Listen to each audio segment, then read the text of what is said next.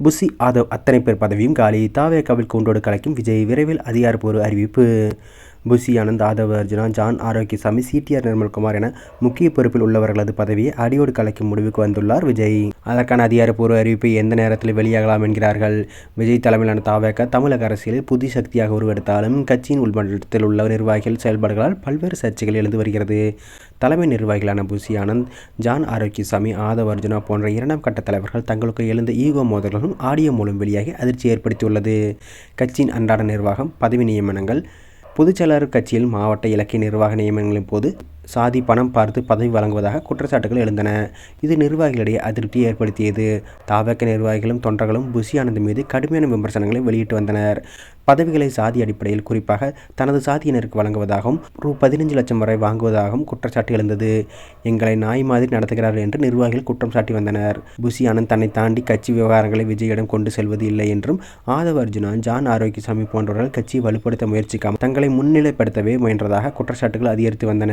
கரூர் கூட்ட நெரிசல் சம்பவத்திற்கு பிறகு அவர்கள் மீது விரக்தியை மேலும் தீவிரமாகியுள்ளது.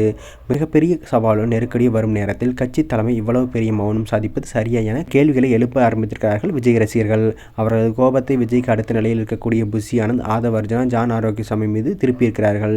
கைதுக்கு பயந்து கொண்டு தலைமறைவாக உள்ள புஷி ஆனந்த், ஆதவ் அர்ஜுனா போன்றோர் தன்னை காப்பாற்றிக் கொள்ள நினைத்தார்களோ தவிர தொண்டர்களை அடுத்து என்ன செய்ய வேண்டும், கரூர் விவகாரத்தில் என்ன பதில் சொல்ல வேண்டும், நிலைமையை எப்படி கையாள வேண்டும் என எதையும் சொல்ல தெரியாமல் ஏன் மறைந்து போனார்கள் என்று கேள்வி எழுப்பி வருகிறார்கள்.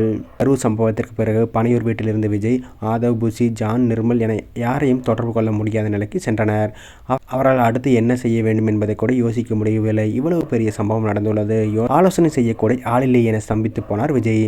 அப்போதுதான் வெகு நாட்கள் தொடர்பில் இல்லாது போன விஜய் குடும்பத்துக்கு கணக்கு வழக்குகளை பார்க்கும் வெங்கட்ராமனை மீண்டும் அழைத்து பேசினார் விஜய். அருண்ராஜ் விஜயின் நம்பரை பார்த்து தெம்பூட்டி கரூரில் பாதிக்கப்பட்டவர்களை வீடியோ காலில் பேச வைத்தார்.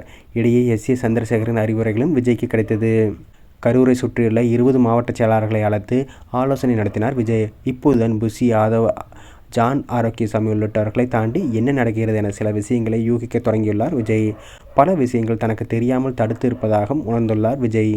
இதுவரை நாம் ஏமாற்றப்பட்டுள்ளோம் என்பதை உணர்ந்த விஜய் இப்போது உட்கட்சி பதவிகளை அடியோடு கலைக்கும் முடிவுக்கு வந்துள்ளாராம். புஷி ஆனந்த், ஆதவ் அர்ஜுனா, ஜான் ஆரோக்கியசாமி, சிடிஆர் நிர்மல்குமார் என முக்கிய பொறுப்பில் உள்ளவர்களது பதவிகளை அடியோடு கலைக்கும் முடிவுக்கு வந்துள்ளார். அதற்கான அதிகாரப்பூர்வ அறிவிப்பு எந்த நேரத்திலும் வெளியாகலாம் என்கிறார்கள் தாவேகா முக்கிய நிர்வாகிகள்.